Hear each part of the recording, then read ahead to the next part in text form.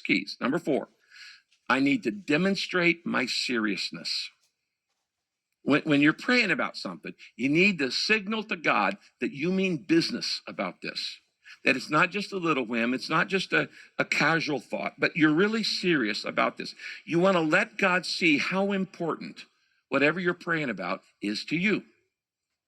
Now, Daniel, in the next part of this verse, mentions 3 ways he signals his seriousness to God.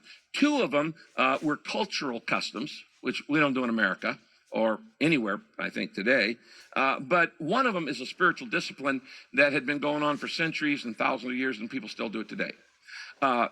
Here's what he says in verse 3, the 3rd part of the verse. He said, I started fasting, which means he's gone without food. That's a spiritual discipline. He said, I started fasting and went without food. And to show my sadness, to demonstrate my seriousness, I put on rough clothes and sat in ashes. Now, nobody does this today. This is called sackcloth and ashes. And it was done for hundreds and hundreds of years in the Middle East and in the Orient. I don't know that anybody does this today. Jesus said there are some miracles that happen only by prayer and fasting, not by prayer alone. Why? Because it says, God, I'm super serious about this. I'm super serious enough to go without food. That's how disciplined and serious I am about this prayer request. Moses fasted before he received the 10 Commandments. The Israelite fasted before they went into many, many major battles. Daniel fasted in order to receive guidance from God. Nehemiah fasted before he began a major building project. You should too, business guy. Jesus fasted in victory over temptation. The very first Christians fasted during decision-making times in their life. I'll teach you a whole lot more about this, but this is a point of simply saying, I demonstrate my seriousness. Okay, number 5, the 5th thing. Thank God for his love and promises. Thank God for his love and promises. The Bible says when you ask with thanksgiving. Thanksgiving is not a holiday if you're a believer. It's an attitude of your entire life. You are to live with the attitude of gratitude.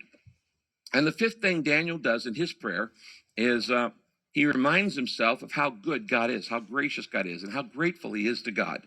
Daniel 9:4. Then I prayed to the Lord, and I said, Lord, you are great. You are an awesome God. You always fulfill your promises. You keep your word. You say it, you keep your word. You always fulfill your promises of constant love. I'm flaky, you're not.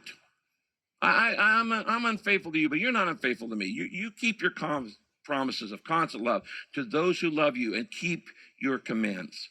Down in verse 9, he says, and even though we have rebelled against you, you, Lord, are merciful and forgiving. You just tell God, God, I'm grateful that you're God and I'm not.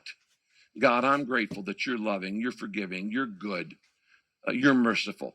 And so you thank God for his love and his promises. And then number 6, the 6th thing you do is you humbly confess.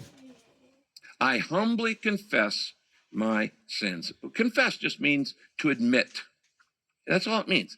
The word confess in Greek is the word homologeo. Homo meaning same. Homosexual, homo sapien, homogenized milk means same. Homo logeo means to speak the same. To confess means, I just agree, you're right, God, that's wrong. I agree with you, God. I was wrong, you were right. And that's what confession is. And so God responds to humility. When I'm prideful, God doesn't hear my prayers.